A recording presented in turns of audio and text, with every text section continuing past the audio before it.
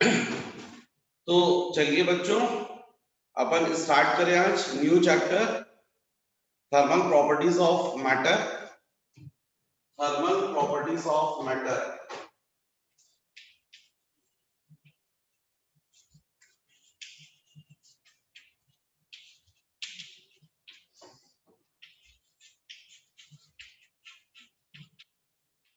Thermal properties of matter.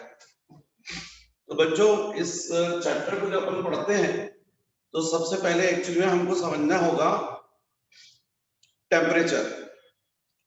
वैसे तो thermal heat and thermodynamics इसी में है, ये थर्मल प्रॉपर्टीज ऑफ मैटर।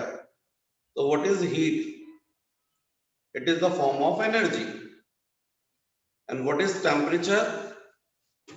तो टेम्परेचर मीन्स बच्चों degree of hotness or coldness of a body is called temperature. यदि अपन टेम्परेचर के लिए बात करें, फर्स्ट टेम्परेचर। तो what is temperature? What is temperature? Degree of hotness, degree of hotness और coldness of a body is called temperature. मतलब किसी भी बॉडी की जो अपन को हॉटनेस या कोल्डनेस जिस फिजिकल क्वांटिटी के कारण अपन को फील होती है उसको अपन बोलते हैं टेम्परेचर।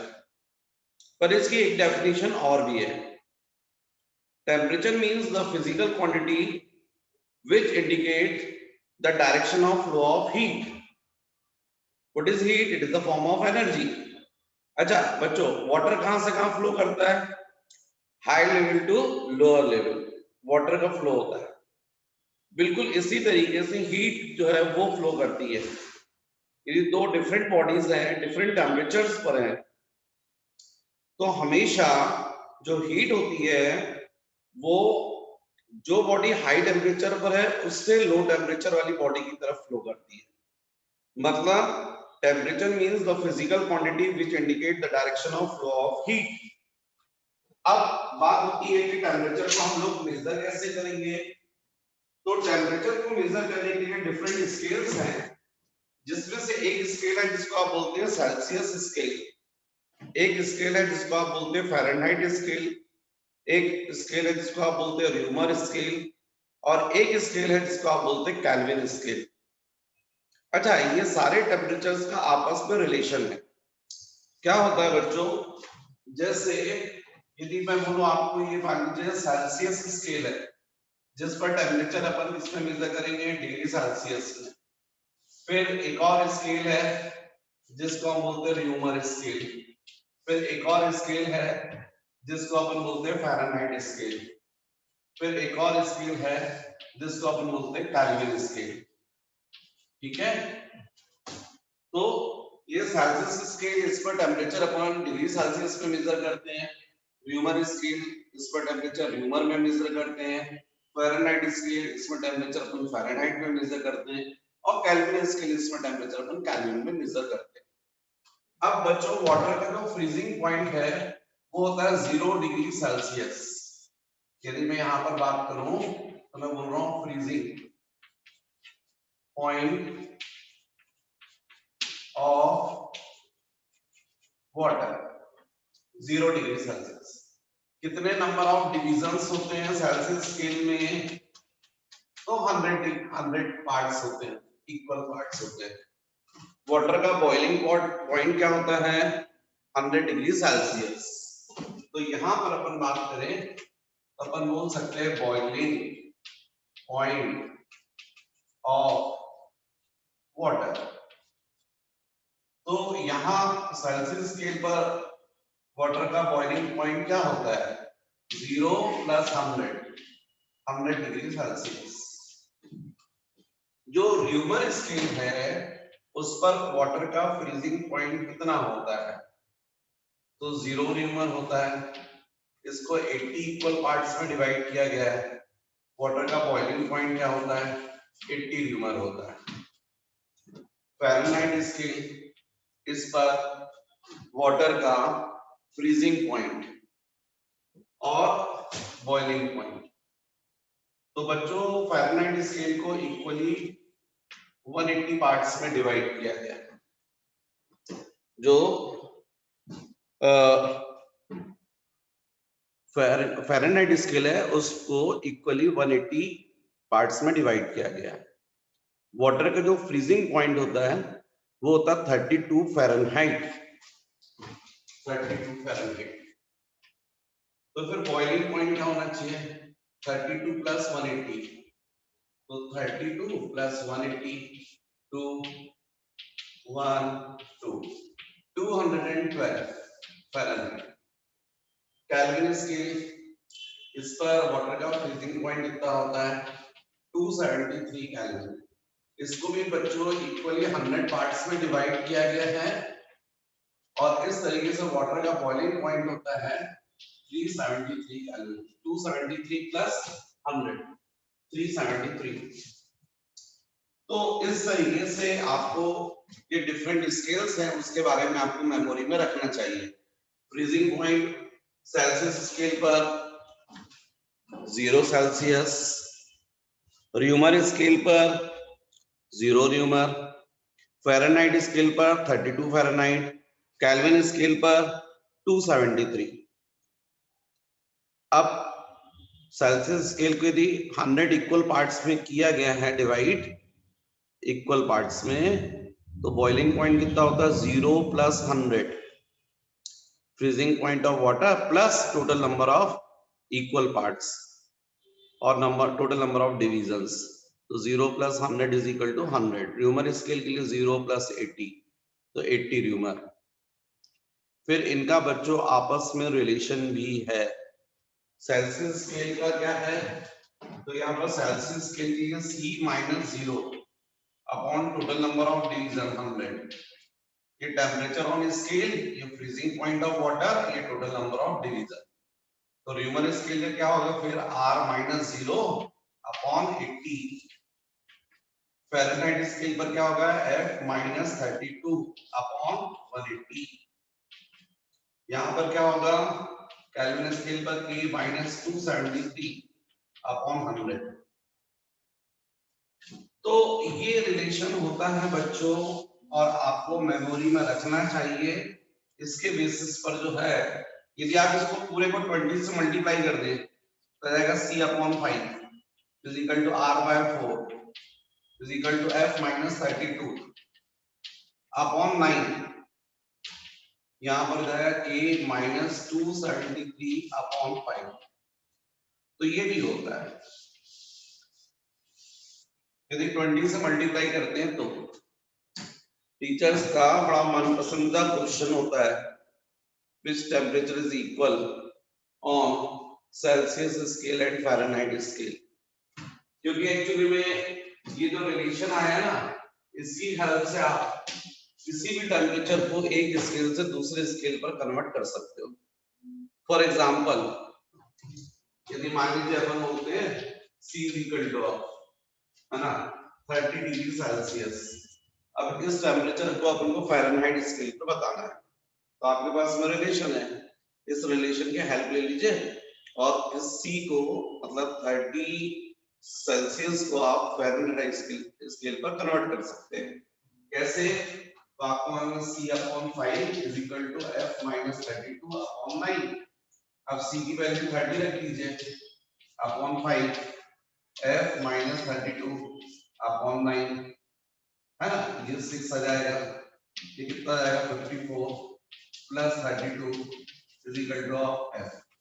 इसको सॉल्व कर लीजिए, 4 2 6 और ये 8, है ना, तो 86 फ़ारेनहाइट।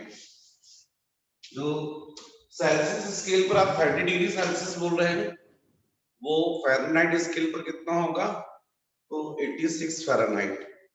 अच्छा, एक और चीज है कि जनरली आप लोगों से पूछा जाता है कि बताओ अपनी बॉडी का नॉर्मल टेम्परेचर कितना है। तो जनरली बच्चों का क्वेश्चन होता है, कुछ बच्चों का क्वेश्चन होता है, सभी का नहीं। कुछ बच्चे बोलते हैं सर 98 डिग्री सेल्सियस। अब वो बोल तो जाते हैं 98 डिग्री सेल्सियस, लेकिन जरा सोचो बच्चों, 100 डिग्री सेल्सियस पर तो वाटर बॉईल करता है। यदि हमारी बॉडी का नॉर्मल टेम्परेचर 98 होगा तो नो डाउट हम तो यदि बकेट में वाटर लें और अपना हाथ भी डुबा दे तो उससे पानी उबलने लगेगा। अंडे डाल दोगे तो अंडे उबलने लग जाएंगे। तो एक्चुअली में वो गलत है। हमारी बॉडी का नॉर्मल टेम्परेचर 98 डिग्री सेल्सियस नहीं 98 फ़ारेनहाइट होता है। जो थर्मामीटर होता है ना जो डॉक्टर्स वगैरह के पास, उसमें अपन टेम्परेचर किस पे मेजर करते हैं? फ़ारेनहाइट में। 98 फ़ारेनहाइट। डिग्री सेल्सियस में कितना होता है यदि आप चाहो तो कन्वर्ट कर सकते हो। इसी रिलेशन के हेल्प में लेना C/5 is equal to F minus 32/9। F की जगह कितना रख देना 98, C की वैल्यू आ जाएगी, मतलब किस पर आ जाएगा? टेम्परेचर सेल्सियस स्केल पर आ जाएगा। अच्छा, एक और टीचर्स का बड़ा मन पसंदीदा क्वेश्चन होता है ना, C is equal to F is equal to question mark. ऐसा कौन सा टेम्परेचर है where temperature is equal on both scale, Celsius scale and Fahrenheit scale? तो बहुत सिंपल बच्चों, सॉल्व कर लो। C is equal to F, तो आप इसी रिलेशन के हेल्प ले लो। C/5 is equal to F minus 32 है ना अपॉन 9। अब C is equal to F बोला है, इसका मतलब C की जगह F रख दीजिए, F की जगह C रख दीजिए, एक ही बात है। तो C/5 is equal to C minus 32 upon 9। C की जगह F रख दिया, सॉल्व कर लीजिए। तो सॉल्व करेंगे तो ये 9C आ जाएगा, 5 को क्रॉस मल्टीप्लाई करेंगे तो 5C माइनस 5 इंटू 32 आ जाएगा, ट्रांसफर करेंगे ये जाएगा 4C माइनस 5 इंटू 32, ये 8 हो जाएगा।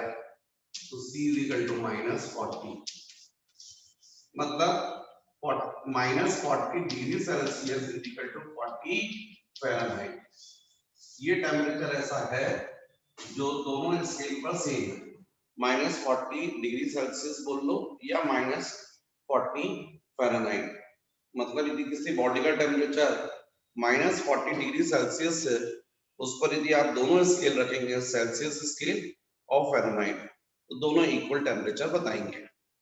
अच्छा, इसके अलावा बच्चों कुछ स्केल्स और भी हैं डिफरेंट, जिस पर टेम्परेचर अपन मेजर करते हैं, तो उनके लिए फॉर्मूले आपको याद रखना चाहिए, क्वेश्चंस बनने इसलिए। तो एक ये होता है RT is equal to R0 into 1 plus alpha into T, है ना। यहाँ पर R0 का मतलब है resistance of a wire eight 0 degree Celsius, RT का मतलब है resistance of a wire eight T degree Celsius, और अल्फा को अपन बोलते हैं टेम्परेचर कोफिशिएंट ऑफ रेजिस्टेंस। ऐसे एक और मतलब है pressure PT is equal to P0 into 1 plus alpha into T। यहाँ पर P0 का मतलब pressure of A gas at 0 degree Celsius, PT मतलब pressure of A gas at T degree Celsius, alpha this is called coefficient of pressure expansion, है ना, और T मतलब change in temperature. ऐसे एक और होता है VT is equal to V0 into 1 plus alpha into T। यहाँ V0 का मतलब volume of A gas at 0 degree Celsius, VT का मतलब volume of A gas at T degree Celsius, alpha coefficient of volume expansion. अच्छा, ये दोनों ही जो है ना अल्फा, इनकी वैल्यू इक्वल होती है, ये इसमें अल्फा इन दोनों में, और वो अल्फा होता है एक्चुअली में 1/273 पर डिग्री सेल्सियस गैसेस के लिए। तो ध्यान रखो बच्चों, ये फॉर्मूले भी आपको याद रखने चाहिए, क्योंकि जब न्यूमेरिकल्स बनते हैं तो उनको बनना चाहिए। तो इस तरीके से बच्चों मैंने आप लोगों को डिफरेंट बताया है, टेम्परेचर से रिलेटेड सारी चीजें, और डिफरेंट स्केल्स बताया, उनके बीच में आपस में रिलेशन बताया। ये आप सबको मेमोरी में रखना चाहिए। मैं बोर्ड के सामने से हट जाता हूँ ताकि आप इसको नोट कर सकें।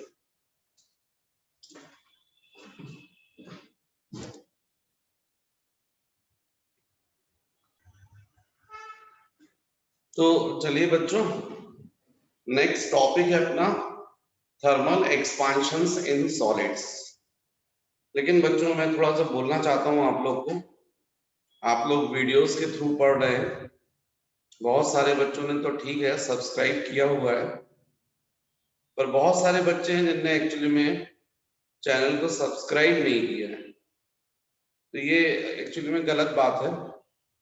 आप पढ़ाई कर रहे हैं, आप तुरंत इस वक्त यदि वीडियो देख रहे हैं तुरंत सब्सक्राइब कीजिए, उससे फायदे आपको भी हैं, नोटिफिकेशंस वगैरह मिलते हैं, पर डेफिनेटली थोड़ा चैनल की भी पॉपुलैरिटी होती है, तो जो दूसरे बच्चे हैं उनको भी पता चलता है कि इस चैनल पर हमको केवल प्योर है ना 24 कैरेट पढ़ाई मिलती है, कोई फालतू की मजाक नहीं।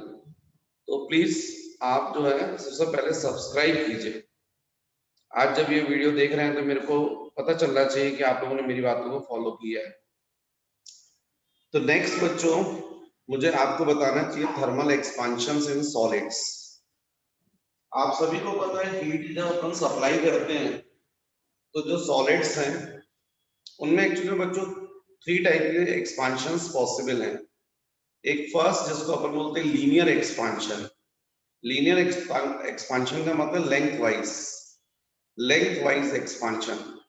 सेकंड जो है उसको अपन बोलते हैं सुपरफिशियल एक्सपांशन, मतलब हीट देने से जो बॉडी है उसके एरिया में चेंज आना चाहिए।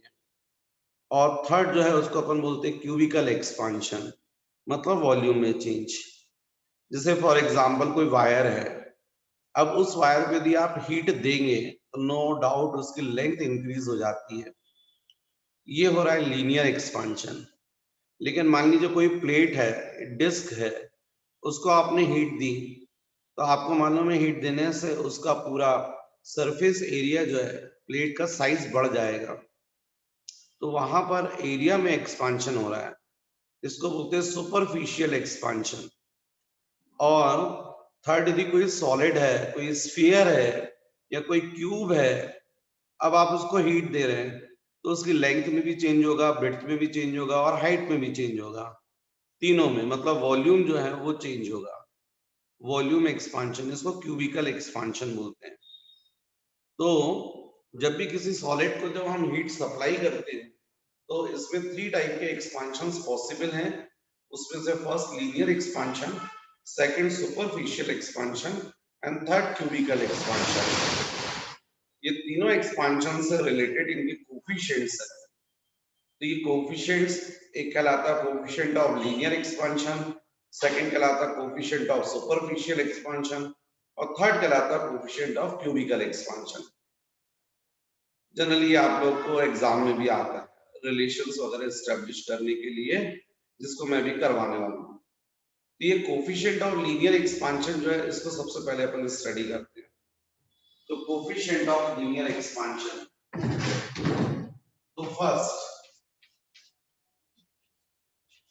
कोफिशिएंट ऑफ लीनियर एक्सपांशन,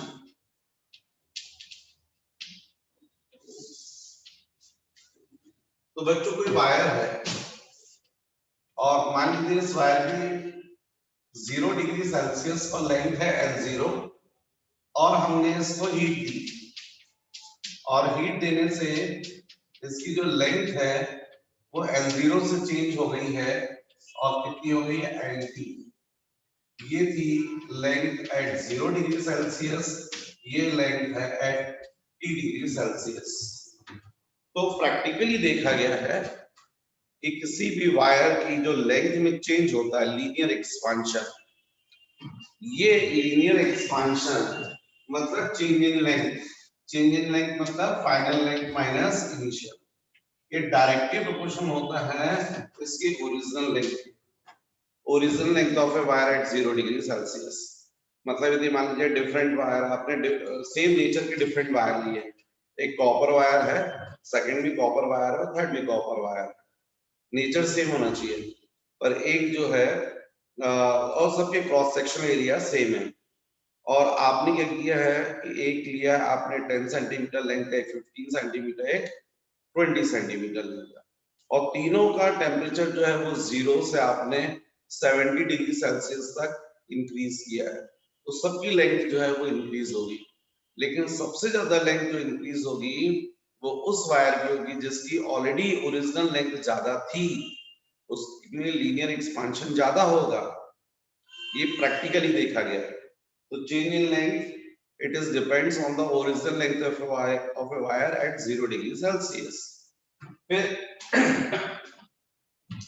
ये चेंज इन लेंथ जो होता है डायरेक्टली प्रोपोर्शनल होता है change in temperature. Change in temperature को बच्चों अपन डेल थीटा से भी कर सकते हैं और डेल टी से भी कर सकते हैं। टी है तो डेल टी और 0 टू टी है इसलिए टी भी कर सकते हो, क्योंकि टी माइनस 0 मतलब टी होगा। तो change in length it is directly proportional to horizontal length of a wire, and change in length of a wire it is directly proportional to change in temperature. यदि कोई wire है उसका आपने temperature 0 से 30 किया है तो उसकी लेंथ इंक्रीज होगी, लेकिन उसी वायर का लेंथ आपने 0 टेम्परेचर आपने 0 से 70 तक कर दिया है, ज्यादा टेम्परेचर इंक्रीज किया तो लेंथ और ज्यादा इंक्रीज हो जाएगी। ये प्रैक्टिकली देखा जाता है। तो change in length of a wire it is directly proportional to change in temperature. यदि हम इन दोनों को कंबाइन करते हैं बच्चों तो आता है change in length LT minus L0 is directly proportional to L0 into del T या T। चलो del T चलने दो, del T। तो जब हम इक्वल करते हैं LT minus L0 change in length, अच्छा जगह है change in length LT minus L0 is equal to हो जाता alpha into L0 into of LT, ऐसा इक्वल किया है तो ये कांस्टेंट अल्फा आ गया। और यदि हम अल्फा इज इक्वल टू बात करें तो हो जाएगा LT minus L0 upon L0 into of LT। ये जो अल्फा है बच्चों इसको हम बोलते हैं coefficient of linear expansion. Coefficient of linear expansion, अलग अलग नेचर के वायर जो होते हैं उनके लिए इसकी वैल्यू अलग अलग होती है। जैसे कॉपर है तो कॉपर के लिए इसकी वैल्यू फिक्स है, एल्यूमिनियम के लिए भी फिक्स है लेकिन कॉपर से डिफरेंट है। तो जब वायर का नेचर चेंज होगा तब अल्फा की वैल्यू चेंज हो जाएगी। पर अब इस अल्फा को हम कैसे डिफाइन करें, क्या होता है ये? तो एक्चुअली में कभी भी डेफिनेशन देना है, मैंने आपको 10 बार समझाया है, शुरू से पढ़ा रहा हूँ तब समझा रहा हूँ कि डेफिनेशन बहुत सिंपल होती है, कोई याद करने की आपको आवश्यकता नहीं है। आप खूब न्यूमेरिकल्स कीजिए, फॉर्मूले याद हो जाएंगे।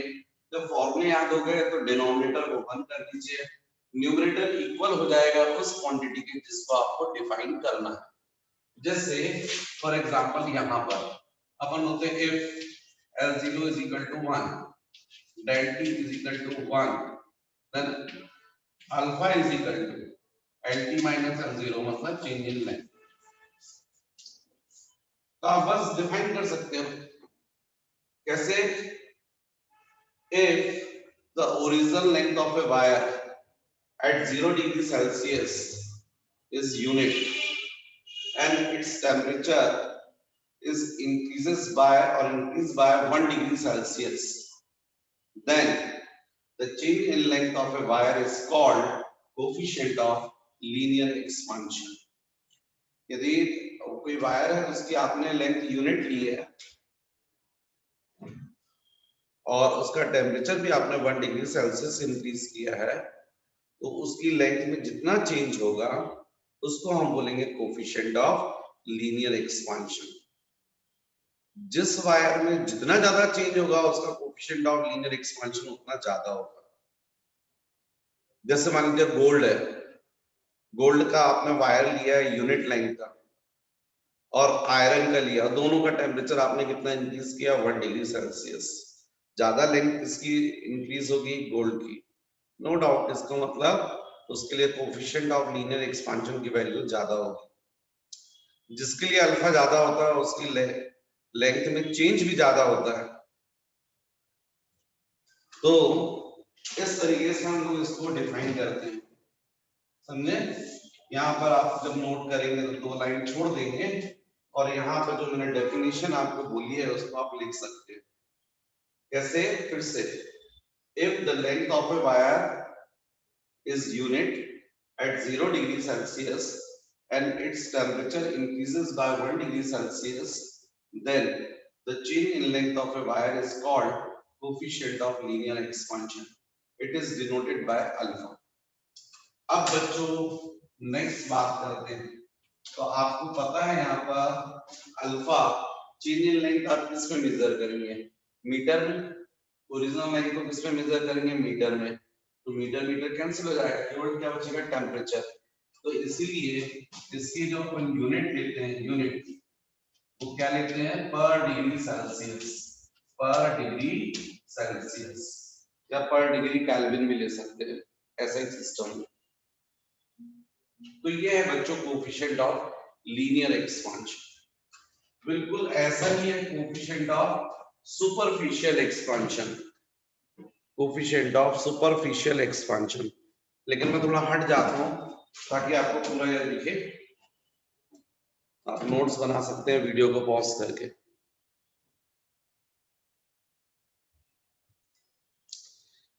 बच्चों जैसे मैंने आप लोग को स्टडी करवाई है अभी कोएफिशिएंट ऑफ लीनियर एक्सपांशन, बिल्कुल सेम, बिल्कुल सिमिलर होता है coefficient of superficial expansion, coefficient of superficial expansion. यहाँ लीनियर की जगह पर आप क्या लिखेंगे? सुपरफिशियल। और जब सुपरफिशियल लिख रहे हैं तो इसका मतलब जो भी चेंज हो रहा है वो एरिया से रिलेटेड चेंज हो रहा है। कोएफिशिएंट ऑफ सुपरफिशियल एक्सपांशन, तो उसमें वायर की जगह पर क्या रहेगी? मेटल प्लेट रहेगी जिसके पास में एरिया है। अब वो प्लेट ऐसा नहीं है जरूरी कि स्क्वायर शेप में, रेक्टेंगल, सर्कुलर भी हो सकती है, कुछ भी हो सकती है। तो इसमें 0 डिग्री सेल्सियस पर मान लीजिए जो प्लेट आपने लिया है उसका इनिशियल एरिया जो है वो A0 है, और T डिग्री सेल्सियस पर जिसमें एक्सपांशन हो जाएगा, एरिया बढ़ जाएगा, तो सपोज कितना हो गया? 80। What is A0? Area of a plate at 0 degree Celsius. 80 means area of a plate at T degree Celsius.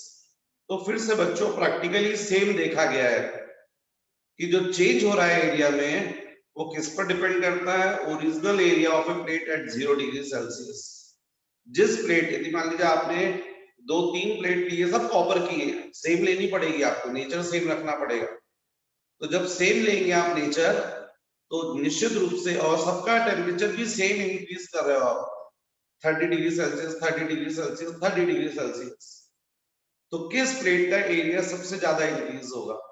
उसी प्लेट का होगा जिसका ओरिजिनल एरिया ज्यादा था 0 डिग्री सेल्सियस पर। तो प्रैक्टिकली देखा गया है ये जो change in area 80 minus A0, ये डायरेक्टली प्रोपोर्शनल होता है original area at 0 degree Celsius. ऐसे ही जो चेंज इन एरिया है वो डायरेक्टली प्रोपोर्शनल होता है 80 माइनस A0, डायरेक्टली प्रोपोर्शनल होता है चेंज इन टेम्परेचर के। मतलब यदि आपने एक ही प्लेट ली है उसका टेम्परेचर 0 से 30 करोगे या फिर 0 से 70 करोगे, तो 0 से 30 जब किया था तो चेंज इन एरिया कम रहेगा, लेकिन 0 से 70 करोगे तो चेंज इन एरिया ज्यादा रहेगा। मतलब change in area it is directly proportional to change in temperature. तो फिर जब हम कंबाइन करते हैं तो सेम ऐसा ही आता है फिर 80 minus A0 is directly proportional to A0 into del T। फिर इक्वल करते हैं तो 80 minus A0 is equal to beta into A0 into del T। यहाँ पर कांस्टेंट अल्फा की जगह बीटा आ जाता है। अब क्रॉस मल्टीप्लाई करोगे तो बीटा इज इक्वल टू भी सेम आ जाएगा, beta is equal to 80 minus A0 upon A0 into del T, ये ऐसा आ जाएगा।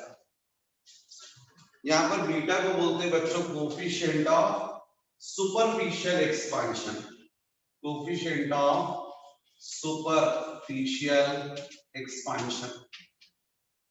डेफिनेशन भी अपन सेम देते हैं, अल्फा की जगह पर क्या बीटा आ गया, और डेफिनेशन भी सेम देते हैं। इफ तो डेफिनेशन तो मैंने आपको हमेशा बताया है ना, डिनोमिनेटर को 1 करो, तो if a0 is equal to 1, del t is equal to 1, then beta is equal to del a. at minus a0, at minus a0 means what? Change in area.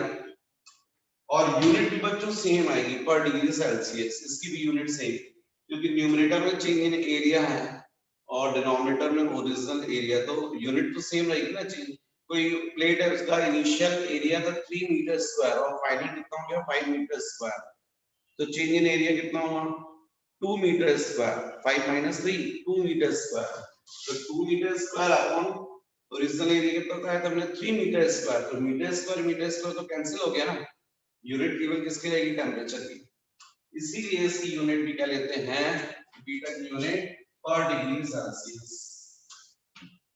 और डेफिनेशन भी सेम बनेगी ना, कैसा जैसा आपने लिखा था अभी कोफिशिएंट ऑफ लीनियर एक्सपेंशन की डेफिनेशन जैसा मैंने आपको समझाया था, बस लीनियर की जगह पर सुपरफिशियल आ जाएगा, लेंथ की जगह पर आपका एरिया आ जाएगा। thus if the area of a plate at 0 degree Celsius is unit and its temperature is increases by 1 degree Celsius, then the change in area of a plate is called coefficient of superficial expansion. Same definition बच्चों, बस linear की जगह superficial और length की जगह पर area. तो board पर आप देख सकते हैं, वीडियो को पॉज करके, पूरा सब कुछ सेम है।